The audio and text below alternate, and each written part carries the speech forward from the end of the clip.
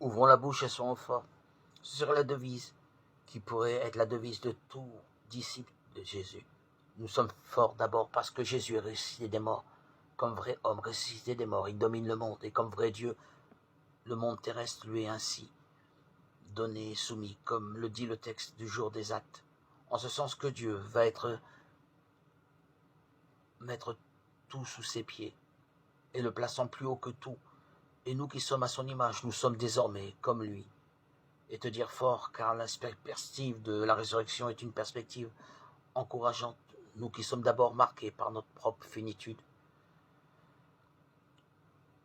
Mais nous sommes aussi par l'ascension de Jésus, des envoyés en mission, d'évangélisation, comme le dit l'Évangile, qui évoque les paroles de Jésus, lorsqu'il leur apparaît à la transfiguration et après sa mort, juste avant son ascension, lorsqu'il dit de toutes les nations, faites des disciples, baptisez-les au nom du Père et du Fils et du Saint-Esprit. C'est un signe de puissance qui est donné pour avancer spirituellement. D'autant plus que Jésus est tête de l'Église d'une manière paradoxale.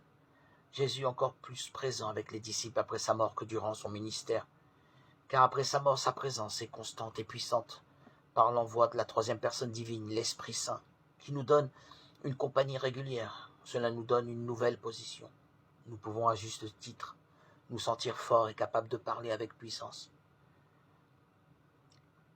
Car l'Esprit Saint sera toujours en écoute à nos côtés. C'est la bonne nouvelle qui doit nous imprégner et nous libérer de nombreux poids du passé. Finalement, nous héritons de la mission de Jésus, c'est-à-dire nous entretenir avec le Père régulièrement pour sentir sa présence et sa puissance, et annoncer la bonne nouvelle de la résurrection. Ce sont ces deux choses qui doivent gouverner tous nos choix. Qu'avec la jeunesse, nous puissions nous saisir de cette puissance pour avancer avec l'arrivée de l'Esprit Saint. Dieu se montre à nouveau, ou du moins se fait sentir à nouveau. Cela doit nous rendre aussi confiants dans l'annonce de la parole. L'Esprit nous enseignera toujours quoi dire, mais comment le dire, conformément aux paroles d'enseignement de Jésus. L'annonce de la parole aura d'ailleurs aussi la vertu de nous rendre plus forts et mieux préparés pour annoncer la bonne nouvelle.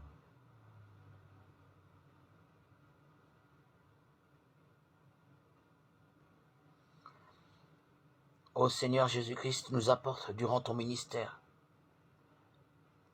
Et aujourd'hui, si tu nous portes encore par la présence près de nous de ton Esprit Saint, nous te rendons grâce pour ta présence constante, hier comme aujourd'hui. Fais de nous de bons témoins de ta parole. Donne-nous d'être comme toi, fidèles, puissants et pleins d'amour. Toi, notre évangile vivant. Amen.